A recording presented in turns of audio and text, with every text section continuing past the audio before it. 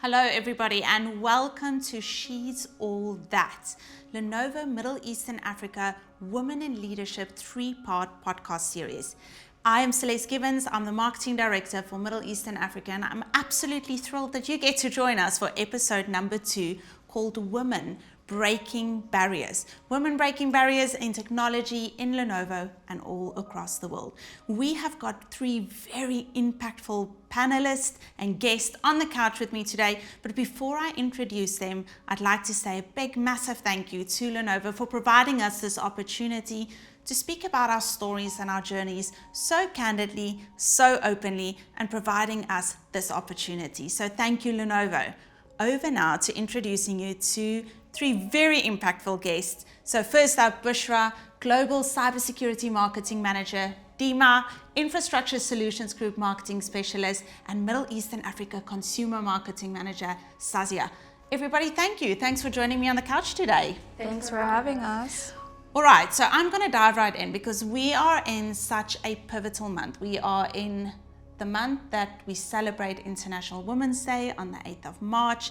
We celebrate all these various roles that women play in society, in the workplace, mothers, your personal life, all these hats that we get to wear, right? But I think working women is a significant topic for me today. So, Bushra, I'm going to dive right in with you and say, what makes you proud to be a woman in Lenovo? What makes you proud to be a woman in the workspace? I think it's having women in the workplace is a great opportunity to add finesse, then the skills that women bring and the sympathy that we bring, the patience. We really nurture businesses as it's in our habits, really. And what makes me proud even more than being a woman in the workplace is having more successful women around me. And I love seeing that at Lenovo because the women I've seen or I've met at Lenovo, I feel like I've grown with them. So we've started together. I can see their success. I can see that they're empowering each other genuinely, not the way, you see it sometimes. It's a little bit toxic or fake but this really, I feel like it brings the best out of each other. So for me, it's really this unity of women empowerment. This is what really makes me proud about working at Lenovo. That's incredible, and I think that definitely should make you proud to be a woman in the workplace. I love how you said it that, because I feel that inherently women are made to be nurturers as well. And so I love how you say women are nurturing businesses and business groups, and that's so significant. I think there's so much power and beauty that women bring to the workplace in our organizational skills, in being passionate. Sometimes there's this stereotype that says that women are dramatic or women are over emotional, but actually we're so resilient and we're so passionate. And, but let's talk about that though. Societal expectations. So I recently watched a movie called Barbie. Now don't judge because I know there's conflicting reports about the movie Barbie. But in this movie, there's this monologue by America Ferrera where she speaks about the societal expectations placed on women, right? All the roles that we've got to play is being the perfect mom, the perfect wife, the perfect woman in the workplace, what to wear, what not to wear, what to say, what not to say, who to be, who not to be. And frankly, it is exhausting. And I think all of us have experienced this in society as a whole. Sazia, I'd love to hear your perspective on societal expectations placed on women in society in general, but also in the workplace. Okay, first of all, that monologue was something else. It was iconic. It was so powerful. And I feel that, in those 2 minutes that, the monologue lasted, women across the world, regardless of their age, their ethnicities, their occupation, had this moment of epiphany of how difficult it is to be a woman in this society with the impossible standards that get put on us. In the monologue, we hear America Ferrera talk about the contradictory expectations that get put on us, like you have to be a boss, but you cannot be mean. You have to lead, but you cannot squash other people's ideas. I got so invested in it, I started researching. I wanted to see what people actually thought about it, and I came across this article which really beautifully explained the situation we are in. So here how it goes. Women are walking in this tightrope, having to balance who they are as their own selves versus what the society wants them to be. And in this particular tightrope, the walker is bound to fall.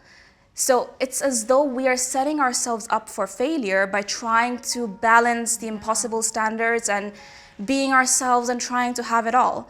So let's take workplace as a context, right? Where women generally face double standards. So if, as a woman, you are an assertive leader, you come across as being mean and cold as opposed to being the alpha type.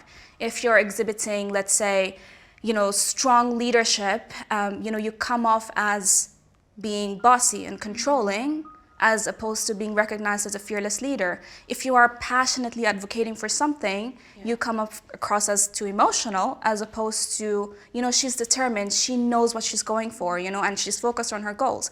So the way certain things women say or act and express themselves as oftentimes gets interpreted in this different light, and that's the pressure that we genuinely feel every day. And this ingrained bias that we've got in the society is what we need to kind of address and fix. And we should be okay empowering young women to have a seat at the table, have an opinion, have a voice.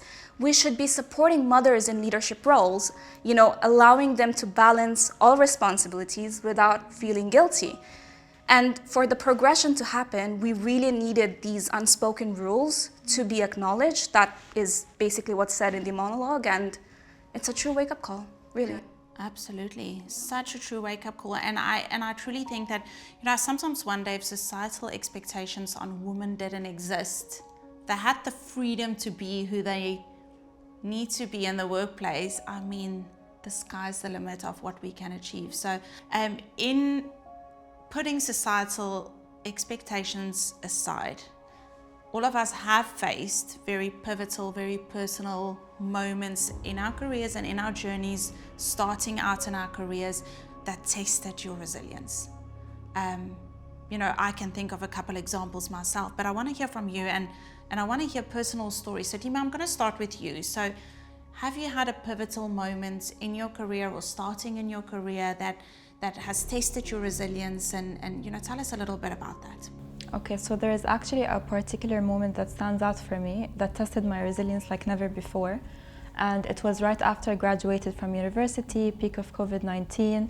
I remember I was eagerly applying for positions, hoping to land my first job very quickly. However, life threw a curveball my way, and my dad caught COVID-19 and was hospitalized for 4 months, spending most of his time in a coma. I remember during these tough times, I received a call, and it was from Lenovo's HR team. They were inviting me for an interview, and I was very transparent with them. I explained to them the situation I was going through with my dad being in a coma and my family needing me.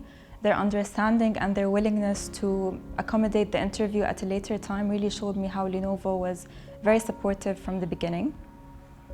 So I remember, fast forward a few days later, after thinking, I decided to proceed with the interview despite the circumstances I was in. And to my surprise, I passed a round of interviews and I was offered the job. Oh, amazing. Yeah, so this job opportunity wasn't just a career milestone, it was like a beacon of hope when I was at my darkest times. So when my dad finally woke up from the coma, that coincided with my start date at Lenovo, and the company's response was once again not anything other than understanding, and they were actually the ones who pushed me to work remotely in order for me to be next to my dad and to support my family. As you can imagine, balancing between supporting my dad and my new role was extremely challenging. However, the team made it very manageable, and their incredible support made it easier for me to work, and as well as have the time to cherish the times that I had with my dad, actually. This experience with Lenovo and the team wasn't just a regular job opportunity that came my way. It was, in fact, a pivotal part of my journey that taught me resilience, and it's something I'll always remember and appreciate. Oh, I love that, and it's so significant, exactly to Bushra's point earlier about empowering each other. And I felt that moment that tasted your resilience also empowered you, Lenovo empowering you in that situation. I know this podcast particularly is about young, up-and-coming, impactful women, but I remember even when I started, I had a 2-year gap in my CV because of having babies and children, and Lenovo was one of the first companies that said, you know what, we don't care about a gap in your CV, it's about employing women in leadership positions, and we want that. And testament to your story as well, so I love that. Thank you for sharing such a personal story as well, and Lenovo's better off for having you on the team as well, of course. Bushra, I want to ask the same question to you. I'm sure in your career you've also come across pivotal moments that tested your resilience. Any examples that you can think of? I've had a lot of examples. I had like my worst and best moments at Lenovo on a personal level as well. I love that. I love that you say that. Yes. Yeah, and it was all manageable. But one thing that I would love to share is I was always, as you know, like I have a lot of hobbies on the side. I like racing, I like flying. And multiple roles, right? Yes. Wearing multiple hats. Exactly. And I remember previously in previous companies, people who were into doing something different other than their job only were demotivated to continue doing that, because even if it's not a conflict of interest in technology or whatever, but they were just, they were not okay with you having something on the side. And it was always stuck in my head that in corporate you are not supposed to have something else on the side like that. And I remember when I started, I had 2 identities. I was racing for almost maybe 7 years and no one knew my real name. I was always going with a nickname. And even like on social media, everything, I would also rarely show my face. And on LinkedIn, I wasn't active, so no one would connect the dots. Yeah. And I remember it was like 3 or 4 years ago where I had to share my name because I was like in a global race and so on. And I thought about it a lot and I was like, am I ready? Do I want to do it? I was like, what's the worst that could happen? And at that point, I was really worried that, people are gonna be like, oh, aren't you the one who does this racing and that? And they wouldn't take me serious in the technology or in corporate. And to my surprise, I actually get identified now because of my racing and then because I work at Lenovo. And I have probably the most supportive manager ever, because he is one of those people that if I call him and tell him like something happened, I have to go to a race this weekend, I need 2-3 days off, he immediately supports me with it. I never hear anything about, oh, don't post about that, don't talk about it, oh, don't do interviews on racing or anything else. So for me, the fact that I can embrace both, and now after all I have one personality, one identity, and I go with one name in racing, so I don't have to kind of wear those 2 hats and have 2 separate characters. So I really truly appreciate that, and this is what I really love about working with Lenovo. Yeah, I love that. And I think, we've spoken about the multiple hats we wear, the multiple hobbies and roles that we play, and for you to be able to merge those together was a pivotal moment in your life. And again, having people that understand that we are more than just our job. We and I think we're going to talk about this a little bit later, then, your job is not the only thing that defines you. And so for you to be able to merge that is resilience in its own. I think resilience and perseverance are sadly only tested when we go through tough times, but that's when it comes out and when we develop these skills. Which brings me to 2 words that I'm actually always quite nervous to talk about, because, and I don't throw these words out easily because it's still one of my own personal challenges. Imposter syndrome. Now I know we talk about it a lot, so it's almost become this imposter syndrome, but it's so real and it's so evident. I'm testament of somebody who struggles with imposter syndrome, this thing of feeling like a fraud, not feeling like you're worthy of being here. And I was saying to someone the other day, I'm a middle-aged mom of 3 with years of experience in marketing, and I still feel like a fraud sometimes. And so from one generation to the next, Sazia, do you struggle with imposter syndrome, and how do we navigate this? Like you said, Celeste, imposter syndrome is something that's going to come at you at any stage of your life, regardless of your gender, your age, your occupation, whether you're a mom or, you're a CEO of a company. So, but what I've learned, and I was kind of reading about it, is that women tend to feel the burden a lot more. And it is because of what we spoke about before, the societal pressures that we as women feel because of the way we express ourselves and the way we say stuff gets seen in a different light, and it adds to that burden that we kind of bear, and oftentimes it leads to us almost threatening our own success as well. Look, I'm a huge Taylor Swift fan. Like, I love her songs, okay, and I love her as a person. And we're all Swifties. Swifties not what we say anymore. And she has this song called "The Man," where she talks about this burden that we face very creatively, I must say. And she has this one line that I love so much. It goes as, "I'm so sick of running as fast as I can, wondering if I'd get there quicker if I was a man." And it shows that, the society we live in, the corporate world itself, is not a level playing field. It's because of the multiple roles that we women play in the society.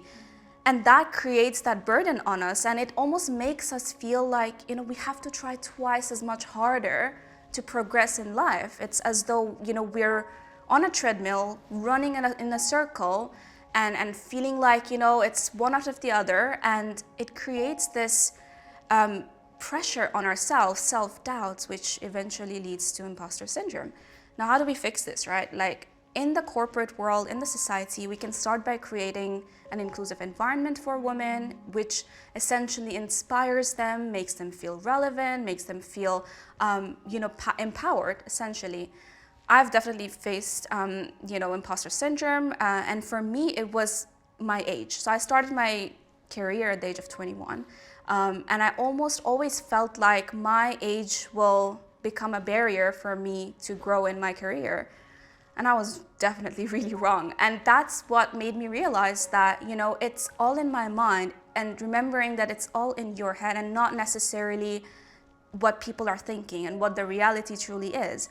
So kind of looked into what and how can we, overcome this. And 3 things I would say. So the first I would say is acknowledgement. Recognizing that you struggle with imposter syndrome is definitely the first step, because then you realize that whatever is going in your mind and when you're at your lowest is essentially in your mind. It's not something what people are saying or the reality. And remembering that you are your biggest critique. So build self-compassion, self-empathy. Second one is about reviewing your goals, and it's almost as though you become your own therapist. You look at, why am I thinking what am I thinking? What's the root cause of it? What's making me think these things? And looking at, what do I want to achieve in life, and what makes me as an individual capable of achieving those. And the third one, and I feel like it's something we don't do enough, that is appreciating our achievements and having self-compassion. We are where we are because we deserve it. You need to have the confidence in yourself that others have it on you. Be grateful for the achievements, for the journey, for the success that you have come. You've come a long way. So appreciating that, looking back at those and truly building self-compassion. And I feel like if we try to practice these things, it will eventually lead to us overcoming imposter syndrome. Deema, do you struggle with imposter syndrome? Yes, Tell me what you think. I was actually going to mention that when I first joined, I was drowning with doubts. Being the youngest and the least experienced on the team made me think that no one was going to take me seriously. However, reality was the complete opposite, and I was treated with respect and kindness from the very beginning. And overcoming imposter syndrome for me wasn't an overnight process, but it began with the realization that my thoughts were not reflective of reality. Yeah, so I do agree with what you said about age as well. Yeah. But that's powerful. Imposter syndrome is not reflective of reality. We as women in general, and let me tell you this, that it's not only women that struggle with imposter syndrome. I have spoken to CFOs, CEOs, people in this company, we all struggle with imposter syndrome, but it's not an overnight fix. It's about recognizing that it's an ebb and flow. You're going to have better days, and you know, but again, if we didn't have imposter syndrome, wonder what we would be up to. All right, now let's shift gears a little bit in terms of climbing the corporate ladder. All four of us, and I know this because I know you, all four of us are quite ambitious on this couch. We want to get ahead in life, and we're ambitious, and we enjoy, and we've got passion for what we do inside and outside of our jobs. So climbing the corporate ladder comes with its own challenges. It is definitely very rewarding, but it comes with our own challenges. So Bushra, I'm going to ask you what strategies you've employed to climb that corporate ladder and to advance in your career, whether that be as a woman in the workplace or just in general in Lenovo. We were just talking about this before we started, and this is my 4th role at Lenovo within 7 years. And sometimes you have employees who stay at the same role for 14 years or so on, and they are comfortable with that. But I think it all starts from you first. You have to have big goals. If you don't, you might stay and just be comfortable in your space. But then you have to first want it. So for me personally, this has always been the case. I always dream big. I dream bigger than what I can achieve. Oh, that's good. Yes, and that pushes me to really accomplish and get what I want. And I really do not think that I ever dreamt of this role that I'm in is in cybersecurity. And just for reference, I have 0 experience in cybersecurity. I have in IT, but not specifically that field.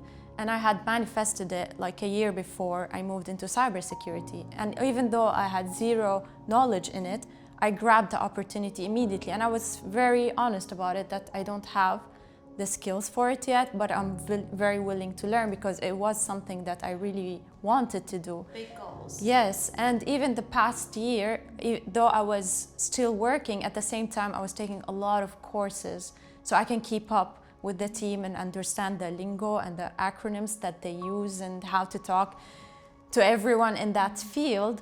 But really, it all starts first from wanting it. If you don't want it, it will never come to you. You have to really work for it, but at the same you have to want it and be persistent about it. And like I said, even if it's not something that you know much about, just grab the opportunity and start working.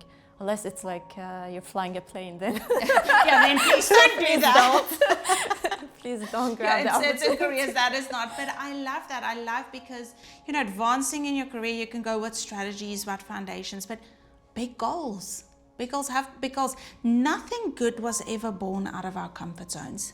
Ever. Exactly. Yeah. It's the risky, scary. I don't know anything about cybersecurity, but I'm now the global marketing manager for cybersecurity. It's big goals, and if we can push ourselves outside of our comfort zones, that's how we advance. I love that, and I hope that so many young women in the tech space use your words to advance their careers and to give them confidence as they start their journeys, whether that be in Lenovo or in the tech industry altogether. I just want to add to Bushra's actually. It's also, I think, surrounding yourself with the right people who would empower you. Like, same as Bushra, when I was moving into the social role, 0 idea what I was getting myself into. In universities, you get degree about digital marketing and stuff. I was doing international business. I had basic fundamentals only. So when I walked into something I had no idea about, I had the right people, I had the right manager, the right directors who were guiding me, who were okay giving me that platform and opportunity, trusting that, she can make it, she giving me that opportunity. So something that I always love to say is surrounding yourself with the people who would take your name in a room full of opportunities. That is so, and we've spoken about this a couple of times. Make sure that you're surrounding yourself with people who calls out your name in a room full of opportunities. Having managers and you spoke about your manager as well. You spoke about, that specific support from the HR team. Surrounding yourself with people who are okay to give you a platform, visibility, autonomy, because that's also how you advance in your career. Now, we would sit here talk for ages. I feel so comfortable sitting here and discussing these topics with all of us, but we are nearing the end of our conversation. So I'm going to ask the last question to all three of you. You're only allowed to answer it in 1 or 2 short sentences. I should say one, but I'll throw in 2 sentences. If you could go back, and now I can't say go back to your younger self because we are all very young, except for one on this panel. But if you could go back to when you started your career journey to your younger self and give yourself advice, knowing what you know now, what would that be? Sazia, let's start with you and then we'll work our way through. I would say 2 things. The first being, don't let the fear of failure take over your confidence and creativity. And the second thing would be, your potential to succeed in life isn't defined by your age, your gender, or the societal standards. Yeah, I love that. Your job does not define you. No. You define it. And we always speak about that, right? And I love that. Deema, advice to your younger self. I would say don't seek perfection in others or yourself, because perfection simply doesn't exist. Instead, try to make the most out of who you are and what you have. Yeah, that is gorgeous. And I think my mother always says that there is beauty in imperfection. Definitely. And I only got to know that once I became a mom. But even in the workplace, that can sometimes be a bit of chaos. There's beauty in imperfection. Bushra, advice to your younger self. I would tell my younger self to say no Yes. more often. Yes to saying no. Exactly. I just feel like sometimes I used to feel like very obliged to take on tasks that were not mine or to do more. So I think now I'm even practicing it. So I would keep that. What about you? You know what, that is exactly, for me, I've struggled with people pleasing my whole life. And so having boundaries would be that. So even you say that as advice for your younger self. So many years into my career, I could take that as advice for myself as well. Learning to say no a little bit more often and being okay with that. Exactly. Because there's a lot that we need to balance and we can't do that if we don't learn to have boundaries. So I fully agree with you. And again, as I've said to Bushra before, may this be the foundation and the framework that young women gearing up to start a career in tech in any industry in Lenovo, may this be the guiding light for their path, your words. So thank you so much. All 3 of you, I would love to say thank you and appreciation for spending your time with me today on the couch. Really appreciate it. And thanks for being brave to share your personal stories. Thank you for having us. Thank you so much. And to everybody else watching, thank you for joining episode 2 of our She's All That podcast, Breaking Barriers, Women Breaking Barriers.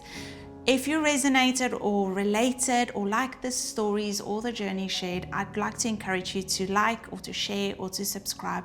And please stay tuned. We've got one more episode in this 3-part podcast series, Male Allies to Women in Leadership. Interesting one upcoming, so stay tuned.